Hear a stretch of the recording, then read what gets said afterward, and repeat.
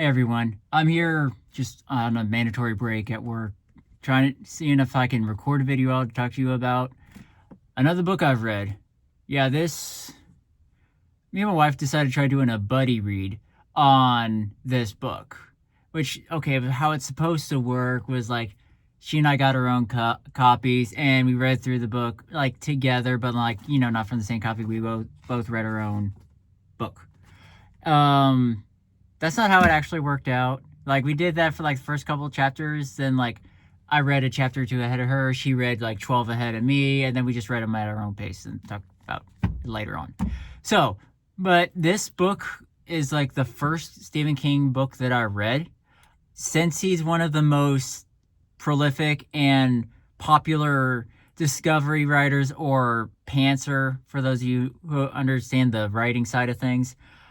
It's about time I gave him a read. And this book, long and short of it, it was the slowest moving book that I couldn't put down. Like, I've heard, Stephen King is known as a thriller horror writer, so I thought, okay, this book's gonna be it's gonna be like fast paced. No, the book basically follows the life of a high school kid who has a really bad start to life. He decides to make somebody's life better, and his life changes and keeps changing and goes to a magical world and all this fun stuff. So you really are just following the life of this boy who goes on an adventure, along with Radar, the dog here. My wife's favorite part of the story is just Radar right here. Yeah, it was the slowest moving book that I couldn't put down. Like, it was very well written, it was very hard to put the book down. It was entertaining, but like there wasn't that much excitement or that much like immediate impending doom going on. There's actually one point that kind of purposefully drags on, minor spoiler, and ends up in some kind of jail or dungeon for a period of time, and that drags on because you're in a prison. There's not much fun stuff happening in a medieval jail cell. The biggest thing that I took from this book is, as far as writing advice, he shows in this book that you do not have to be entirely original in order to write a good book. Charlie, the main character here, specifically says multiple times in the book, like, hey, this thing reminds me of this fairy tale. This reminds me of this fairy tale. This reminds me of this fairy tale. Now, the character is either very well read, which he is, or it's Stephen King subtly going, hey, this is what I'm doing here. Hey, this is where I got the idea for this. He's not hiding anything. He's telling you out in the open, this is where I got the inspiration for this. This is where I got the inspiration for this. This is where I pulled this idea from. So he's not hiding anything, but he wrote a very good, effective story by just using fairy tales and folklore and putting them all in a book and putting his own spin on it. And that is all creativity is. There's the Bible verse, nothing is new under the sun. So like, all creativity is getting inspiration from somebody else's story and putting your twist on it. That's pretty much all literary creativity is. Especially in our time, having like 2,000 plus years of written history and like folklore and literature, like at least 2,000 years of written, recorded stuff like that. There's almost nothing that is entirely original. Everything is built off of some other idea, or we all get inspiration for our stories from something that's already written or made into a film, whatever.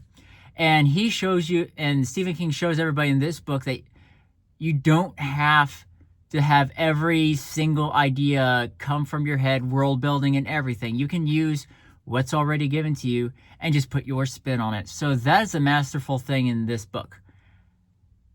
With that being said, the ending was pretty dissatisfying.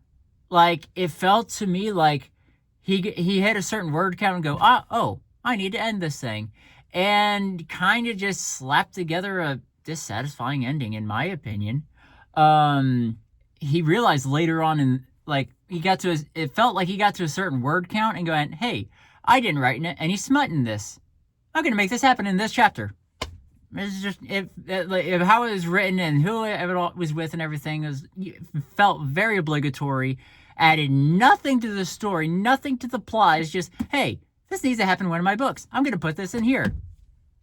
Some of you might not be bothered by this, but it kind of, me and wife both kind of felt, like that really didn't need to be there. He just felt like he had to throw it in.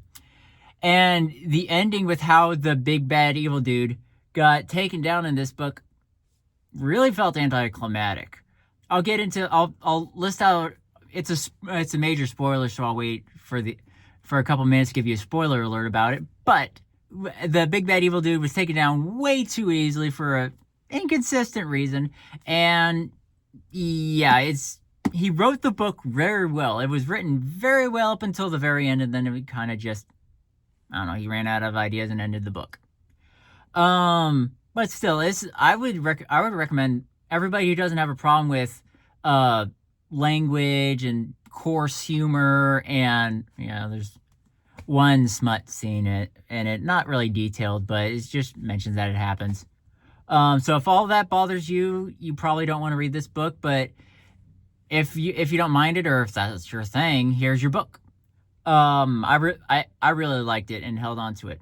Now for the big spoiler thing.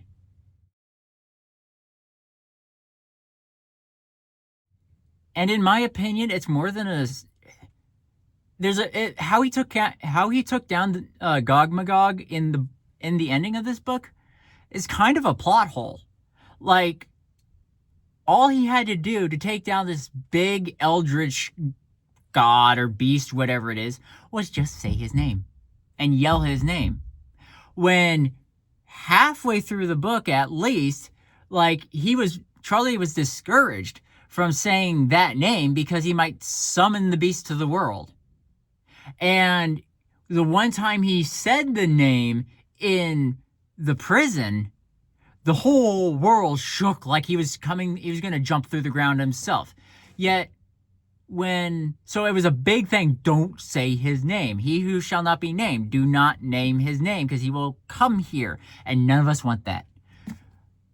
But when Gog Magog is coming through the well to ascend into the world, all Charlie had to do was say his name really loud a lot of times, and the little thing just turtled back into the well and went back to the dark world or whatever. If saying his name would summon him to the world, why did saying his name when he was coming into the world make him go back? Doesn't make sense to me. It's possible I missed an explanation where he explained exactly how and why that worked in the book, and I just didn't see it, but it's an unsatisfying ending, and like there's a huge conflict. Like, you don't say his name, but say it. A very weird ending. But even with that out of the way, I really liked the book. It was very fun to read.